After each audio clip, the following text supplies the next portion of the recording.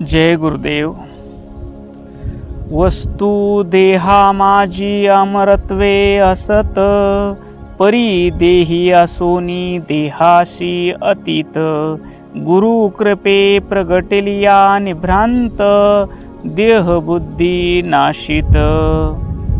संत शिरोमणी शिवयोगी मन्मथ माऊली आपल्या परमरहस्य या प्रासादिक ग्रंथातील 7व्या अध्यायामध्ये आत्मवस्तू आत्मतत्व जे मानवी देहामध्ये असतं, ज्याच्या सत्तेनं मानवी देह चालतो, बोलतो, पाहतो, खातो, पितो, असं ते तत्व ज्याला आपण आत्मा म्हणतो, ज्याला आपण शिव म्हणतो, ज्याला आपण परमात्मा म्हणतो, ते तत्व या देहामध्ये ओतप्रोत भरलेलं आहे.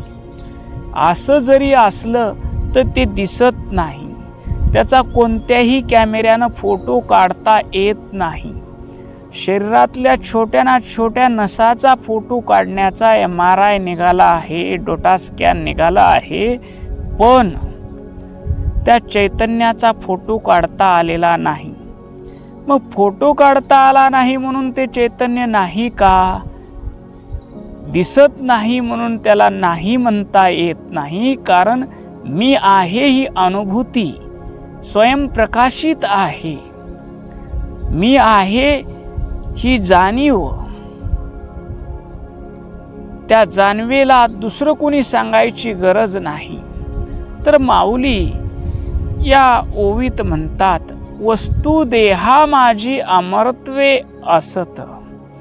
आत्मा हा देहामध्ये अमरत्वानं आहे, म्हणजे हा देह नश्वर आहे. क्षणाक्षणाला जरी बदलणारा असला तर अपरिवर्तनीय असं चैतन्य या देहामध्ये आहे. जसं दुधामध्ये तूप लपलेलं असतं, तिळामध्ये तेल लपलेलं असतं, पण ते दिसत नाही म्हणून त्याला नाही म्हणता येत नाही. परी देही असूनही देहाशी अतीत. ते देहात असूनही ते देह त्या मर्यादेत बांधले गेलेलं नाही. ते देहाच्या पलीकडलं सर्व व्यापक चैतन्य आहे. ते देहाच्या कोणत्याही गुणधर्माशी बांधलेलं नाही. ते शुद्ध, बुद्ध, निरंजन, शांत स्वरूप असं ते चैतन्य आहे. पुढं म्हणतात माऊली, त्या चैतन्याची अनुभूती जर घ्यायची असेल तर तुम्हाला ग्रंथ वाचून होणार नाही, किंवा तुम्ही प्रयत्न करूनही होणार नाही, कारण ती वस्तू इंद्रियाला गवसत नाही, म्हणून तिला अगोचर म्हणतात. अगम्य, बुद्धीला जाणता येत नाही म्हणून अगम्य म्हणतात. मन तिथपर्यंत पोहोचू शकत नाही. परा पश्यन्ति मध्यमा वैखारी, निमाला वाचाचारी. तिथं कोणतीही वाचा तिथपर्यंत पोहोचू शकत नाही. पण साधक ज्यावेळेस सद्गुरूला शरण जातो, शुद्ध अंतकरणानं करते करविते माझे गुरु महाराज आहेत, या भावनेनं काया वाचा मनानं शरण जातो, तेव्हा ती गुरुकृपा होते. आणि गुरुकृपा झाल्यानंतर स्वतःला जो समजत होता मी शरीर आहे, हे त्याचं अज्ञान दूर होतं. जन्म मरण हा शरीराचा धर्म आहे. मी अखंड, नित्य, शाश्वत, शांत, परम आनंद स्वरूप, सर्व व्यापक, पूर्ण, तृप्त असं चैतन्य आहे, हा बोध होतो. आणि देहबुद्धी संपून जाते. असा या ओवीचा सरळ भाव आहे. या ओवीचं थोडं आपण आध्यात्मिक चिंतन करू. वस्तू, अध्यात्मामध्ये वस्तू या शब्दाचा अर्थ कोणताही भौतिक पदार्थ नाही. आपण पेन, वही, घड्याळ अशा ह्या भौतिक पदार्थांना व्यवहारामध्ये वस्तू म्हणतो. पण अध्यात्मामध्ये परब्रह्म, शुद्ध चैतन्य, आत्मतत्व, शिवतत्व, याला अध्यात्मामध्ये वस्तू हा शब्द वापरला जातो. देहा माझी, या दिसणाऱ्या देहामध्ये, क्षणाक्षणाला बदलणाऱ्या देहामध्ये, ज्याचं बालपणात शरीर वेगळं होतं, तरुणपणात वेगळं झालं, म्हातारपणात आणखीन वेगळं झालं, त्या शरीरात बदल होत गेले, पण या बदलाला साक्षी असणारं चैतन्य तसंच आहे. ही अनुभूती आपल्याला येते. आपण म्हणतो आमच्या लहानपणी या शाळेत जात होतो, आमच्या तरुणपणी आम्ही 50 किलोचं पोतं उचलायचो. हे तरुणपण, म्हातारपण, बालपण जाणणारा तसाच आहे, जो झोपेलाही जाणतो, जागृतीलाही जाणतो, स्वप्नालाही जाणतो. ते चैतन्य अमरत्वे, म्हणजे कधीही मरत नाही, ज्याचा कधीही नाश होत नाही, ते तद अक्षर आहे. ते अक्षर ब्रह्म आहे. क्षर म्हणजे नाहीस होणारं, अक्षर म्हणजे अविनाशी, जे त्रिकाल अबाधित सत्य आहे, ते आपलं स्वरूप आहे, आपलं चैतन्य स्वरूप आहे. असत वस्तू देहा माझी अमरत्वे असत. असत म्हणजे सदैव विद्यमान आहे. तुम्ही झोपलेला असताना ती आहे, जागी असताना आहे, स्वप्नात आहे, दिवसा आहे, रात्री आहे. तुम्ही बाल असताना आहे, तरुण असताना आहे, वृद्ध असताना आहे. तिचं अस्तित्व कायम आहे. म्हणून ती देहामध्ये असत म्हणतात माऊली. आपलं हे शरीर 5 महाभूताचं बनलेलं आहे. त्याचा जन्म झालेला आहे. त्याच्यामध्ये वाढण्याचा विकार आहे. त्याच्यामध्ये क्षय होण्याचा विकार आहे, म्हातारपण येण्याचा विकार आहे आणि मृत्यूचाही विकार त्याच्यामध्ये आहे.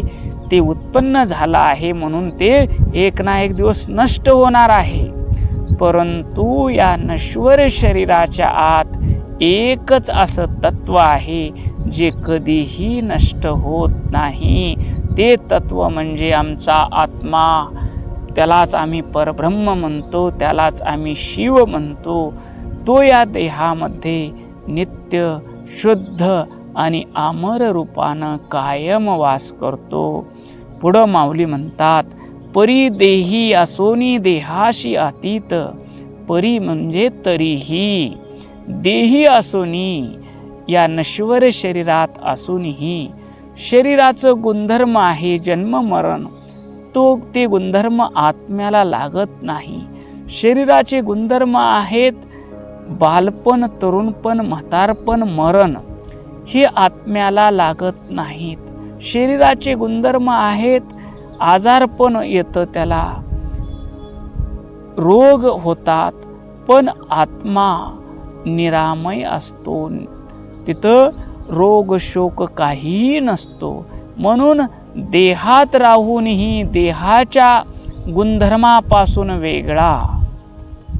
म्हणून माऊली म्हणतात अतीत, पलीकडचा किंवा देहात राहून या शरीराच्या गुणधर्मापासून वेगळा असतो. जसं व्यवहारात आपण बघतो, ज्याच्या संगतीत राहतो त्याचा रंग आपल्याला लागतो.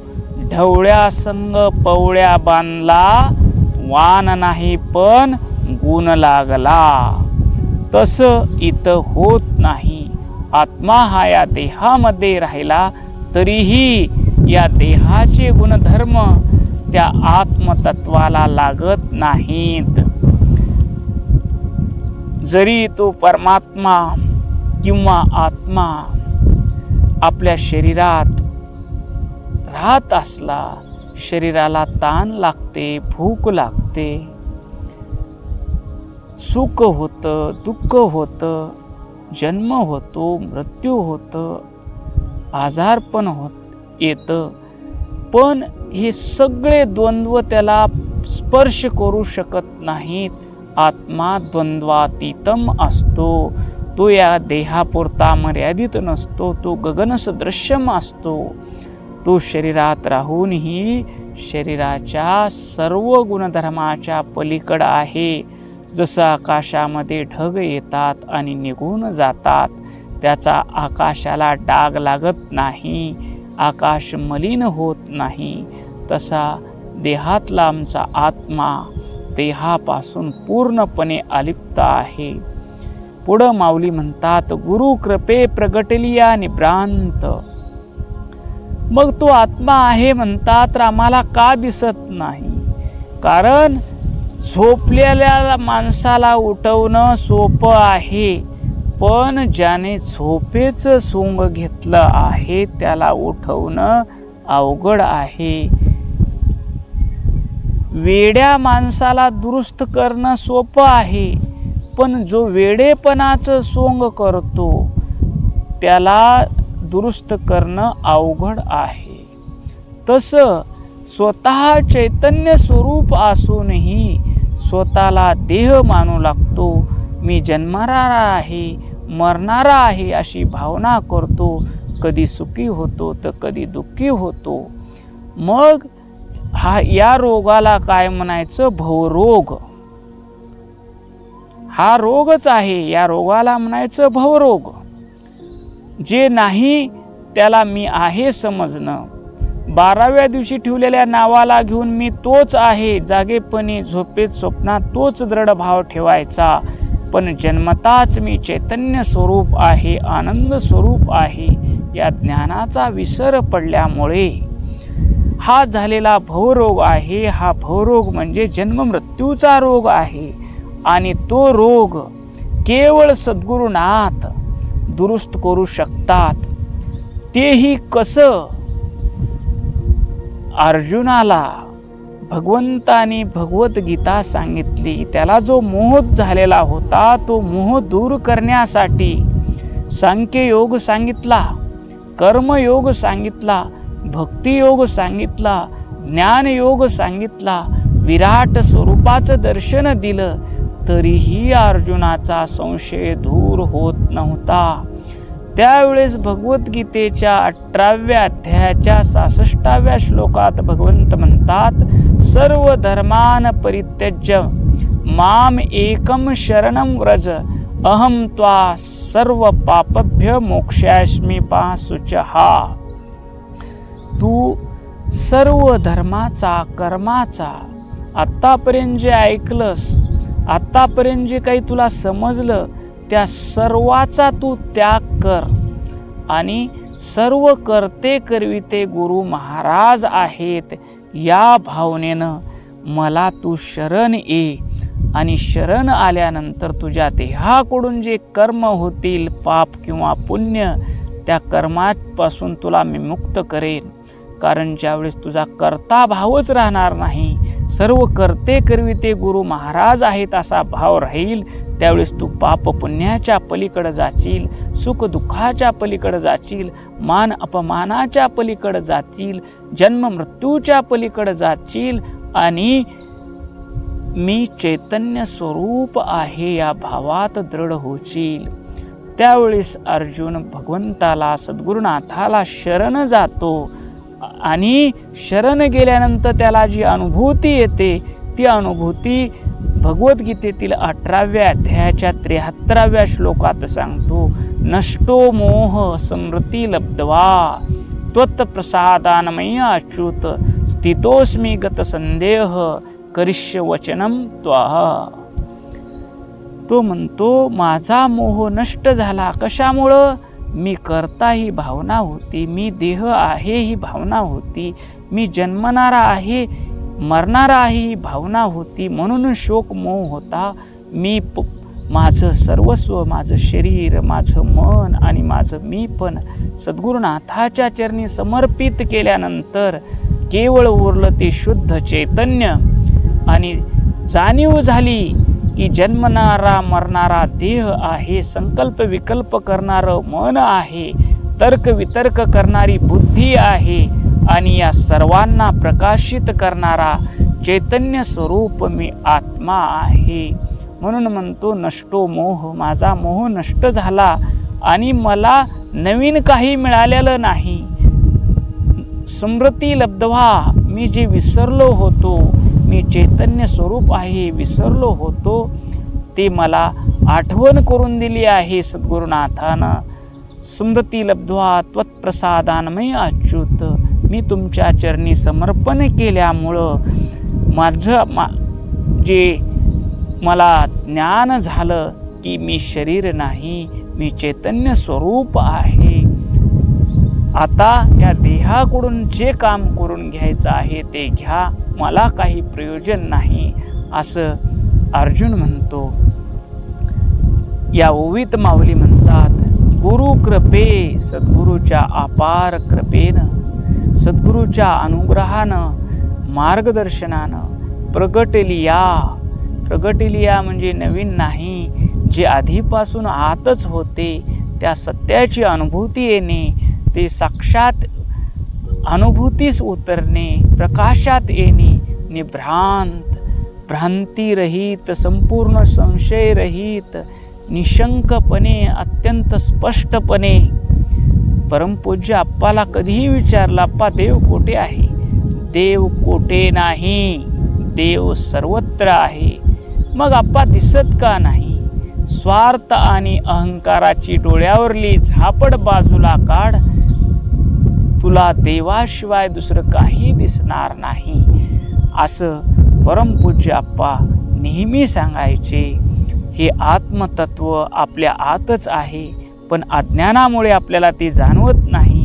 जेव्हा जीवनामध्ये सद्गुरुनाथाचं आगमन होतं आणि साधक त्यांना पूर्णपणे शरण जातो, तेव्हा शरण गेलेल्या शिष्यावर सद्गुरुनाथाची कृपा होते आणि त्याचं अज्ञान दूर होऊन मी चैतन्य स्वरूप आहे, मी शिवस्वरूप आहे आणि हे विश्वही शिवस्वरूप आहे, याचं ज्ञान कोणत्याही संशयाशिवाय अगदी शिष्याला स्पष्ट अनुभूतीस येते. देहबुद्धी नासीत, मी म्हणजे केवळ शरीर आहे हा दृढ भ्रम. मी अमका तमका 12व्या दिवशी ठेवलेलं नाव, मिळालेल्या डॉक्टर, इंजिनियर, वकील, शिक्षक या पदव्या, शरीराशी जोडलेला अहंकार असतो, त्याला देहबुद्धी म्हणतात. नाशित म्हणजे नष्ट होते, नाहीसे होते.